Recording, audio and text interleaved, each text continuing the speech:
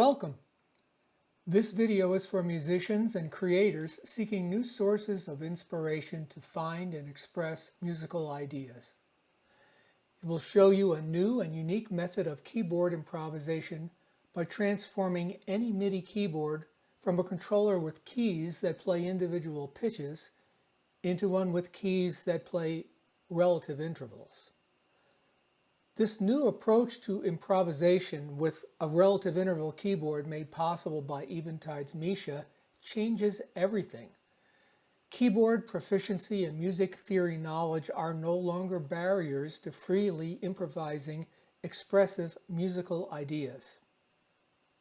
Misha uses MIDI note maps to set up the interval to keyboard mappings that are the heart of the performance experience with a relative interval keyboard. The default note map that ships with Misha can be used with all scales, including the chromatic scale, but it is optimized for use with scales that have fewer steps than the chromatic scale, scales like major, minor, pentatonic, diminished, and so on. This video introduces a new note map optimized specifically for use with the chromatic scale, MIDI NoteMap1414.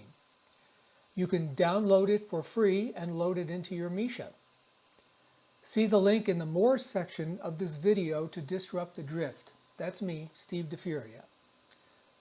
The focus here will be on using a relative interval keyboard to improvise in the chromatic scale, which will be a new area of exploration for most musicians. Future videos will explore tips and techniques for improvising in the scales and modes that are subsets of the chromatic scale. This video is not intended to be a comprehensive explanation of all of the features of Misha, only its use in a relative interval keyboard setup. Please be sure to check out the other unique and remarkable Eurorack features and applications of Misha at eventide.com. I put this video together because I want to raise awareness of this incredible new way of creating music in real time. My goal is to inspire others to experience the freedom and exhilaration of improvising on a relative interval keyboard. Please feel free to share this video with others and share your thoughts and questions in the comments section below. And of course, please click on like and subscribe if you'd like to see more vids on relative interval keyboard improvisation with Misha. We're going to cover a lot of ground here. Here's a list of the chapters. You can explore them in whatever order works best for you by clicking on the timeline at the bottom of the video.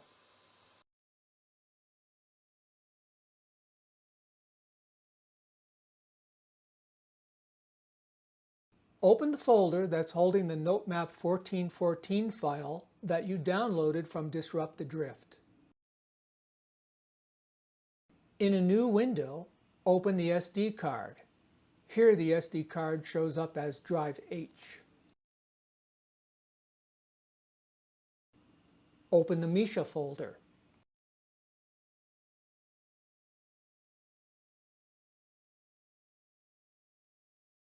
Drag MIDI NoteMap1414 from the download folder to the Misha folder to copy it into the SD card. Let's do some quick housekeeping to make it easy to find the default note map. Make a copy of MIDI NoteMap. This is the default note map that came with your Misha. Rename the copy MIDI NoteMap99.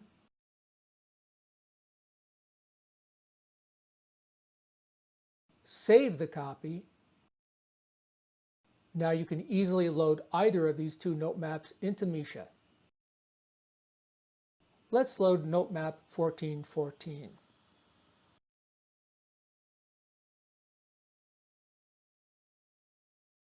All right, let's take that SD card that we just copied NoteMap 1414 onto and insert it into Misha's card reader.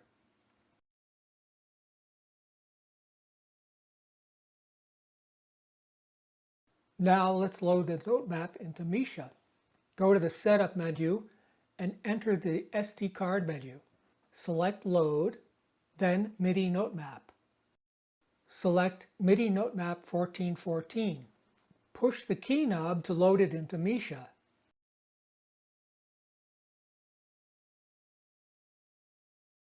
Set the scale to Chromatic. Let's go through the MIDI menu functions.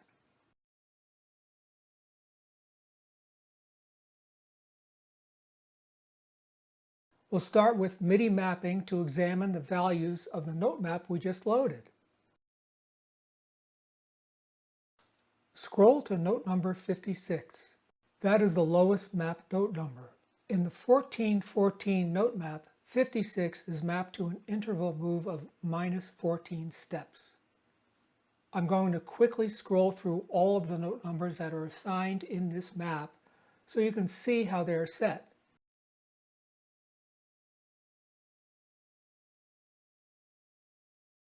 We're going to talk about and demonstrate all of these settings in upcoming chapters in this video. I just wanted to give you a chance to see all of the values as they will appear in Misha's display.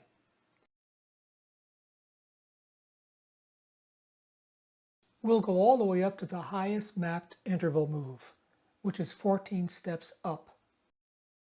The note map name includes 1414 to indicate the lowest and highest interval moves assigned to the map. Note numbers 93 through 96 are assigned to all off as a quick way to turn off the occasional stuck MIDI note.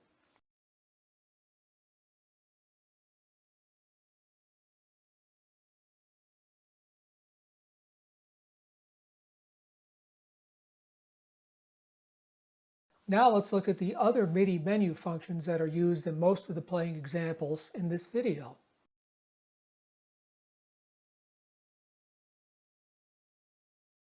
MIDI pass-through mode is set to active.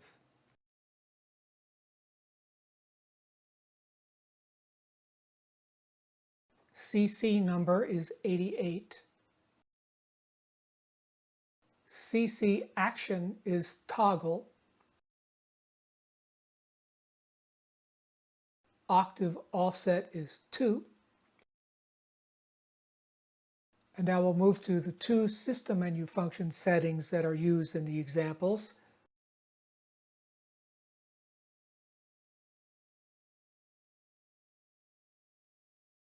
The output note range is set to 24C1 through 96C7, that's 6 octaves.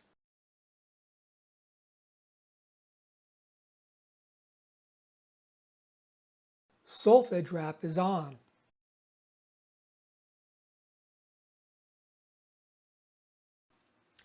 In the next chapter, we'll look at the MIDI connections we need to make to create a relative interval keyboard with Misha.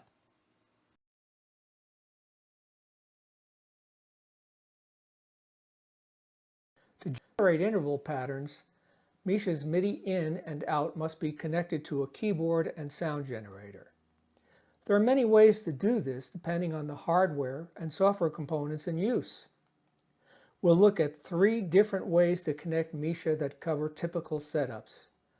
The first example is using Misha with an all-in-one MIDI synth or workstation. For this to work properly, the synth's MIDI local control parameter must be set to off. Once you've set the local control to off, the MIDI out of the synth is connected to Misha's MIDI in. And Misha's MIDI out is connected to the synth's MIDI in. This next example is hooking up Misha with a controller keyboard and a separate hardware sound module as individual components. MIDI out of the keyboard goes to Misha's MIDI in, and Misha's MIDI out goes to the sound module's MIDI in. The final example looks at how to integrate Misha into a DAW recording setup. The DAW's routing system provides the flexibility to change the flow of MIDI data as needed on a track-by-track basis. In the previous examples, Misha was hardwired to the controller and the sound module. In a DAW setup, the connections from the controller and Misha's MIDI I/O are soft-wired. This makes them available for connection to any virtual or hardware instrument on any track in the DAW. Misha MIDI in and MIDI out are typically connected to a MIDI computer interface, which is connected to the PC via USB. The keyboard controller is also routed into the PC via a MIDI interface, or as shown here, connected directly to the PC via USB. These ports are connected internally within the PC to the current project via the project's MIDI port and track assignment tools.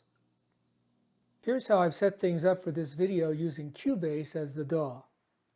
This is the main window for the project, and what I want to do is take data from the keyboard, record it on a MIDI track, and I also want to take data coming out of Misha and record it onto a VST instrument track that's driving a piano instrument. So the first thing I want to do is take a look at where all these MIDI connections are being managed inside the DAW. So in Cubase, to see where everything lives, we go to Studio Setup, we bring up the MIDI port setup, and we see this table which lists all the goes intas and goes outas for the DAW related to MIDI. Whether it's a physical hardwired connection or it's a virtual software connection, every MIDI input and output that the system is aware of is listed on this page. And you can see the port system name. This is the way it's identified automatically by the DAW. And they give you another column that allows you to relabel those so that you can see them inside of your project with names that are more fitting for what you're trying to get done. So the first thing I want to see and deal with is my output from the keyboard, and I've labeled this KA61 output. And then we want to look at Misha, and if you kind of look closely here, you'll see that I have actually two Mishas in my studio setup. We're only using one in this video, but I want to take a moment to tell you, you can do some amazing things controlling two Mishas from a single keyboard, like improvising in different keys or scales at the same time. If you want to hear what I'm talking about, check out the music examples listed in the More section of this video. Also, let me know in the comments section below if you'd like to see videos about improvising with two Mishas from a single keyboard. I've labeled the Misha we are using for this example Misha 1, and it's connected to a Mio MIDI to USB interface. The Mio is recognized by the DAW as Mio 0 and Mio 1.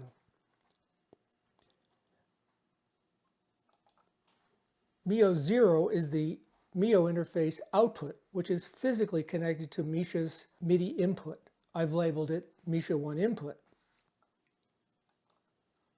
Mio 1 is the interface output, which is physically connected to Misha 1's MIDI output, and I've labeled it Misha 1 output. So these are the three connections that we've been looking at, and these are the things we're going to want to attach within our project. They'll be labeled KA61 output, Misha 1 output, and Misha 1 input. Let's go back to the main project window. The output data from Misha will be recorded on this track labeled Grand Piano from Misha 1 out. And in order to see what it's connected to, we come to the inspector. We see right now the input to this is not connected. The output goes to contact, which is the source of the VST Grand Piano we're using. If I wanted to use this just like a regular piano keyboard, I could connect it to the KA61 output. The keyboard now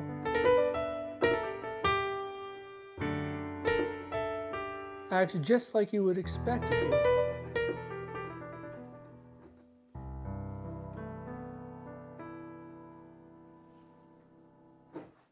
But we're going to want to connect it to Misha, and it's going to act in a way that is not so expected. So Again, in the inspector, we go and we change the input connection to Misha output. Before we can get all this to work, we have to come back and connect Misha's input to that keyboard. So we come back to this channel, open the inspector. The input isn't connected to anything. We connect it to the KA61 output. And the output we connect to Misha 1 input. Now that we've done this, playing on the keyboard will run through Misha, and Misha will come out and go to the piano.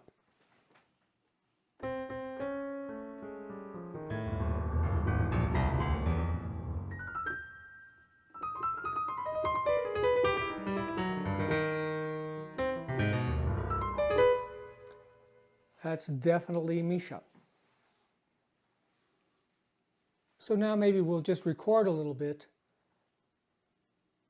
Set my record inputs. And when I hit record, we're going to see information from the keyboard being recorded, as well as information coming out of Misha being recorded. I'm just going to noodle around a little bit so we can see what that's like.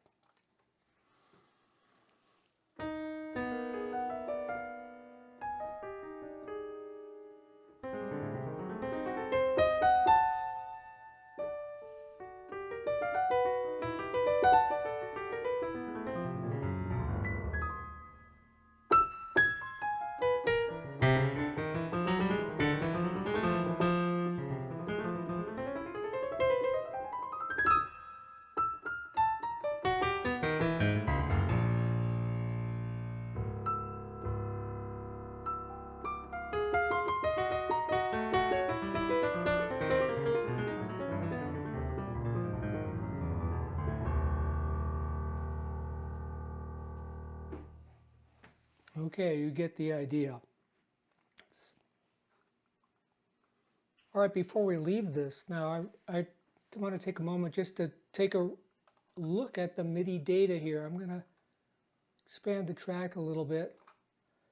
And, look at the difference between what's being played on the keyboard and what's coming out of Misha. You can clearly see just let this run in the background. This is what we just recorded. Before I hit play here, I'm going to want to turn Misha's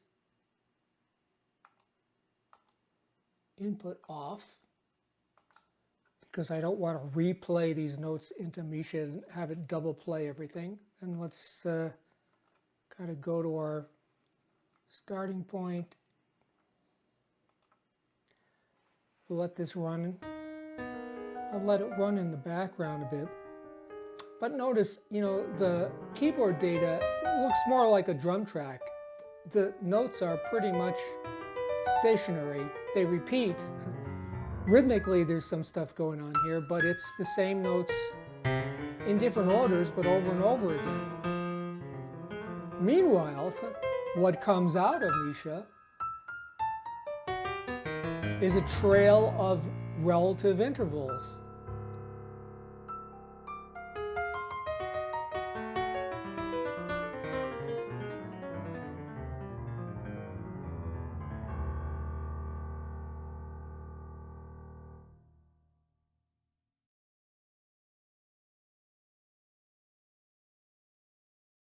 Now that we've got everything hooked up, let's take it live.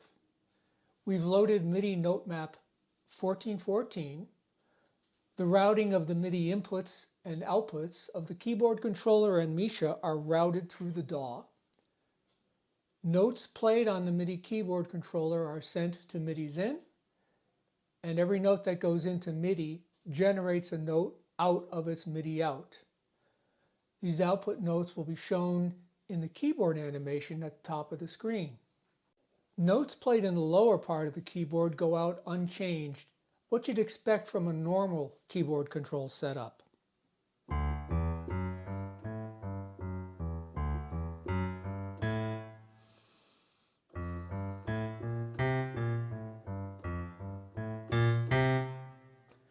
Notes played on the upper part of the keyboard are different than the keys that generate them.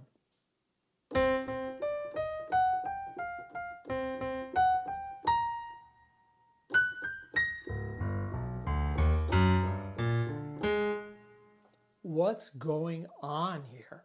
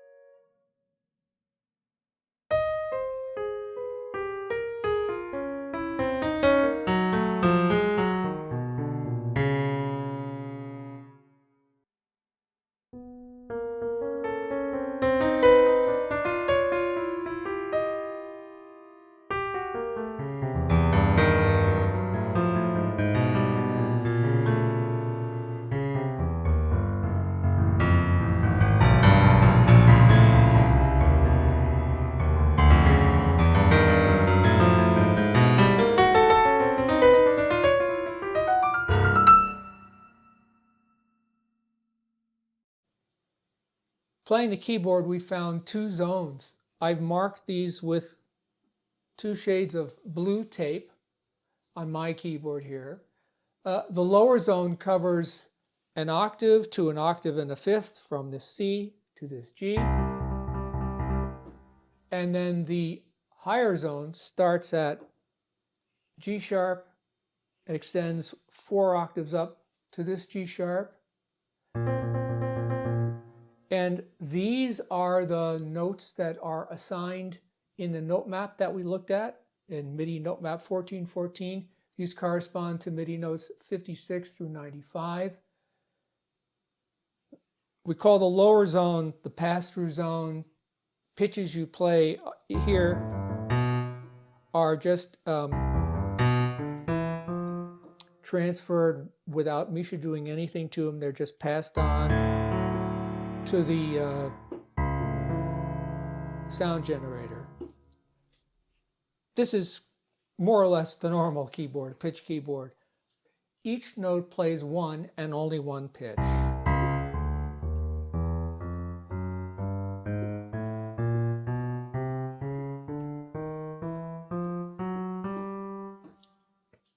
Playing the same key over and over again repeats the pitch.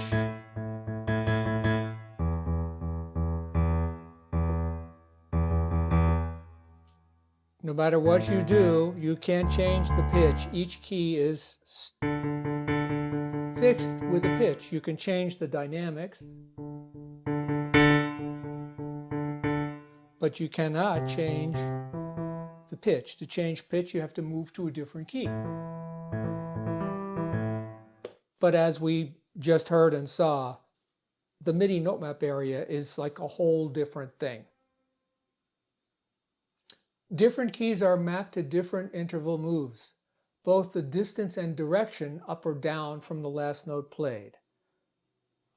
Centered around the D key, keys to this side of the D tend to play things going up, things to the left side of the D key tend to play intervals going down. We're sending notes to Misha's MIDI input via a 5-octave, 61-key controller. Misha recognizes this controller's range as MIDI notes 24C1 through 96C7. Note numbers 56 through 95 are mapped to MIDI NoteMap1414. Notes below 56 and above 95 are in the pass-through zone. The pass-through menu function, pass-through offset, lets you shift the notes in the pass-through zone by 1-octave increments, up or down 3 octaves. This comes in handy when comping chords or playing bass lines at the same time you're playing intervals in the note map zone.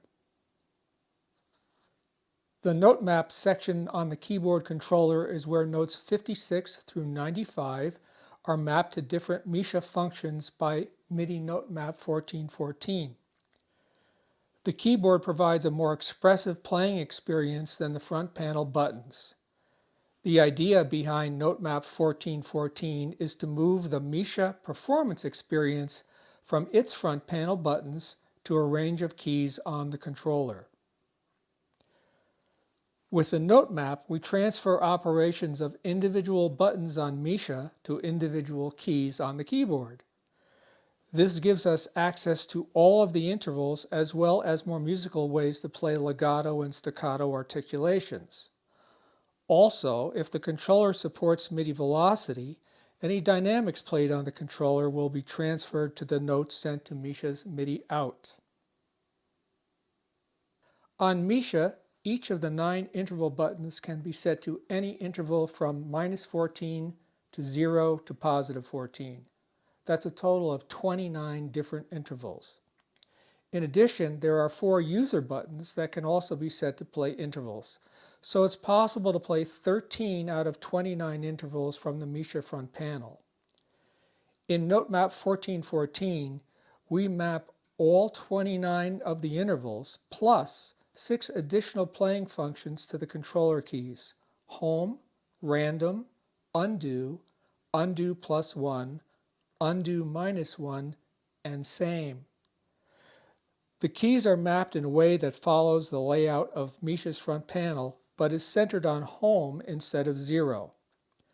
This symmetric layout lends itself to intuitive fingering patterns for each hand, giving you a straightforward way to explore and learn how to generate interval patterns on the MIDI keyboard with the chromatic scale.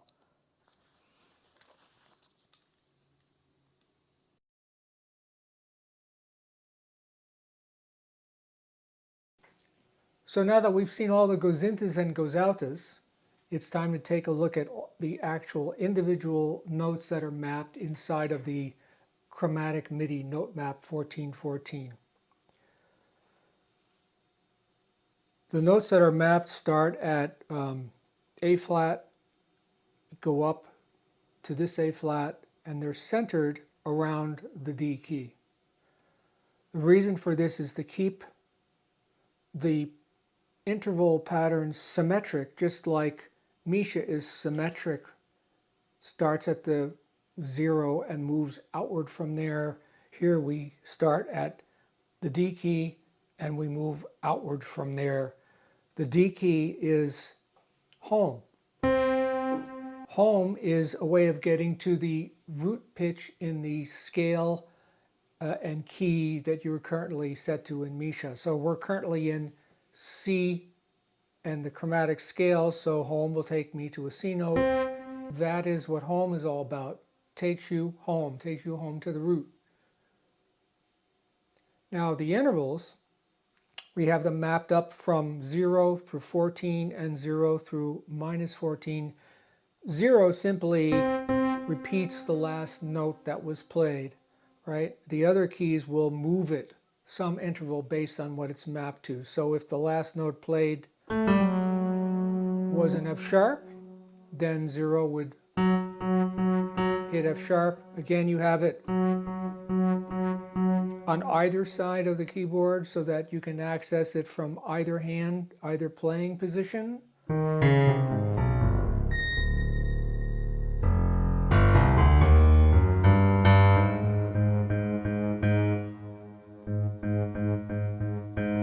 And if you want to be able to rapidly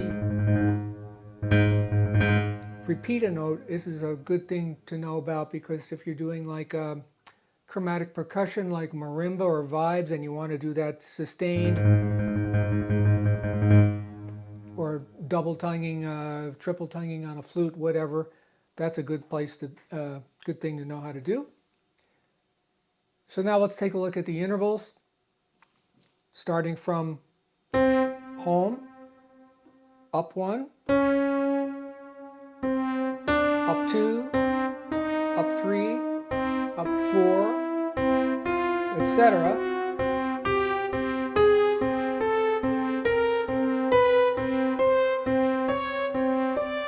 All the way up to 14, and on the other side, the same idea, just going down. Down 1, down 2 steps, down 3 steps, and so on.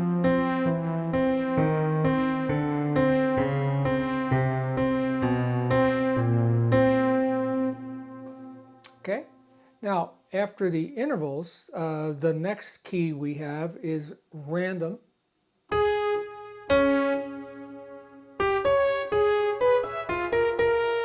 And what random does is it plays a random interval pretty much between +14 and -14 every time it's struck.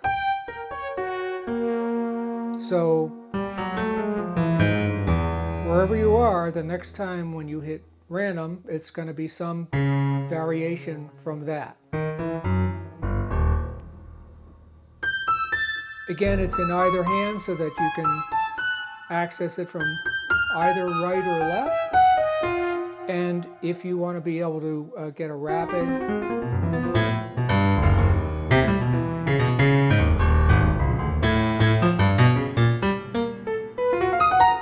series of random notes, it's really easy to do by playing it with the 2 notes alternating rather than playing it from one key repetitively. Next, after that, we have undo. And undo will just take you back to the prior note that you played. So if you play 3 notes in a row here, undo will take you to the note before this D we just heard. So again, let's do a 5th. If we hit undo, it'll take us back to where we started from.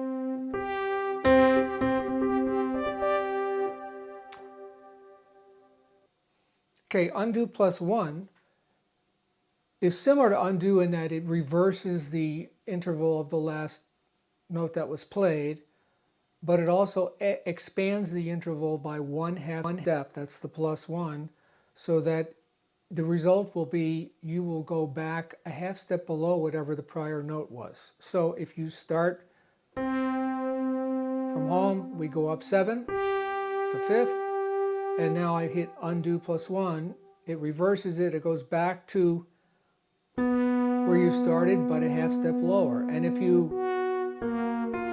repeat those, you get this descending pattern. Okay, undo -1 is similar to undo +1, except instead of expanding the interval distance, it contracts it by a half step. So if you, same example, you move up 7, when you hit undo -1, it takes you down 7, and then it subtracts 1 from that, so it makes it down 6, and that's the note that you'll hear. So it takes you to a note that's a half step higher than the prior note.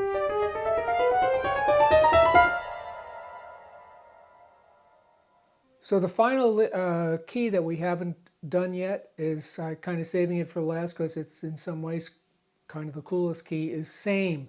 Same will repeat whatever the prior interval was. So if you went up 3, when you hit same, it will go up 3 every time you hit it. And if you were to hit down 8, it'll go down 8 every time you hit it.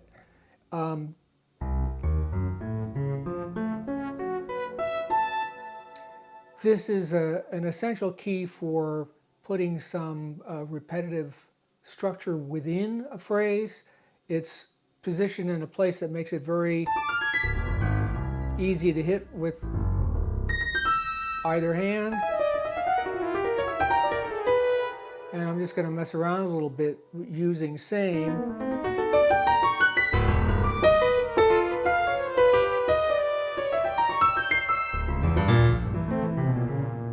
Just to give you a sense of how that works. Misha has about 50 functions that generate output notes. 37 of these are particularly useful for playing intervals in the chromatic scale. MIDI NoteMap1414 assigns each of these 37 functions to a specific key on the MIDI keyboard. +1 through +14 move notes up relative to the last note played. -1 through -14 move notes down relative to the last note played. 0 repeats the last note played. It is assigned to 2 keys to make it easy to play repetitions of the last note with rapid legato. Random generates a random interval in the range of down 14 through 0 to up 14. It is assigned to 2 keys to make it easy to play a series of random intervals with rapid legato. Home plays the root pitch in the key of the current scale. Same repeats the interval of the last note played. Undo plays an interval that is the opposite of the interval of the last note played. This returns you to the previous note. Undo +1 generates an interval that is 1 step greater than and in the opposite direction of the last interval played. Undo -1 generates an interval that is 1 step less than and in the opposite direction of the last interval played. So now, thanks to Misha, we have a relative interval keyboard. Playing a key will generate a note that moves by the interval assigned to that key. The move is relative to the last note played. Unlike a pitch keyboard, playing the same key more than once does not repeat the pitch, it repeats the interval move. This makes it possible to play runs and arpeggios by repeatedly playing a single key. The up or down direction of motifs when playing patterns with 2 or more keys is determined by simple arithmetic. If the sum of the intervals in the pattern is 0, the pattern will repeat from the starting note.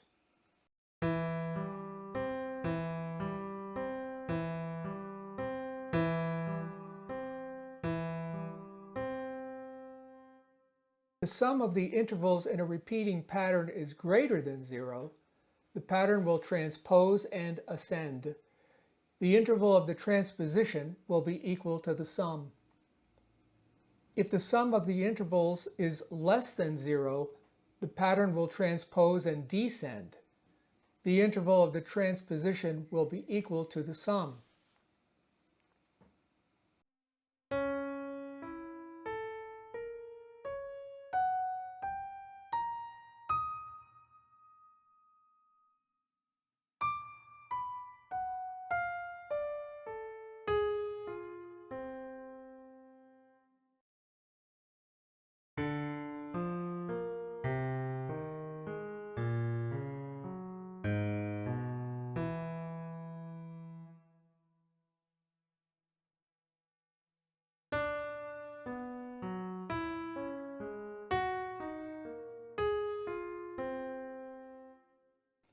Don't be put off by the math.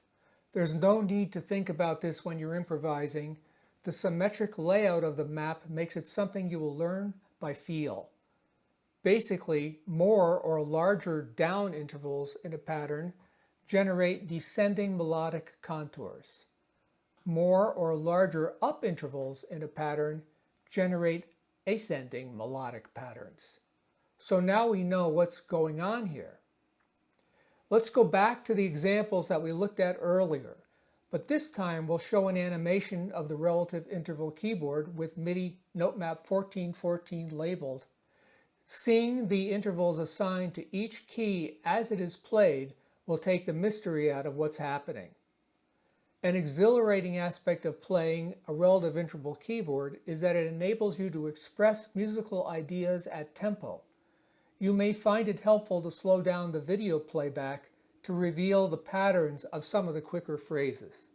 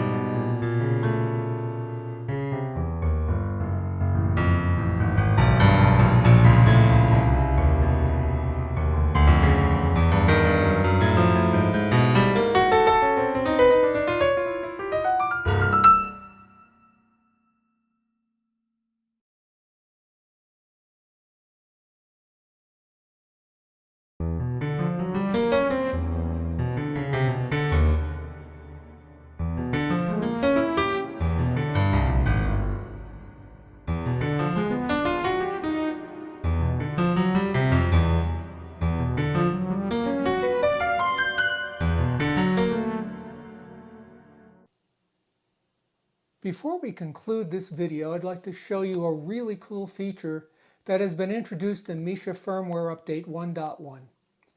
The update is available for free on the Eventide website. The new feature is called Active Last Note, and it's a new function in the MIDI pass-through menu. All right, let's go set this up inside of Misha. We go to the System menu for MIDI. We go to MIDI pass-through, mode. Currently it's in active, and here's the new mode, active last note. Store that, and now we're ready to play. Active last note gives you some simple but powerful choices for making pattern alterations on the fly. The alterations are produced by combining pass-through zone pitch patterns, generally played in the left hand, with NoteMap zone interval patterns, generally played with the right hand. While this is a relatively straightforward feature, it opens huge creative possibilities for improvisation with a relative interval keyboard, and not just for the chromatic scale. Improvisation in all the equal tempered scales and modes is dramatically enhanced by the addition of active last note. I'm going to close this section out with another set of short improvs so you can hear the active last notes in a performance context. Watch for the interactions between the pitches played in the pass-through zone and the intervals played in the NoteMap zone.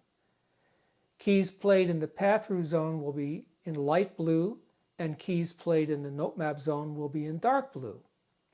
You'll see the results of these interactions in the changes to the dots, red box, and last note pitch in Misha's display. The animated keyboard and piano roll at the top of the screen will show pitches from MIDI's output. Some of these will probably whiz by pretty quickly since we're playing in a real-time context. You may find it helpful to slow down the playback speed of your video player to 0.75 or 0.5.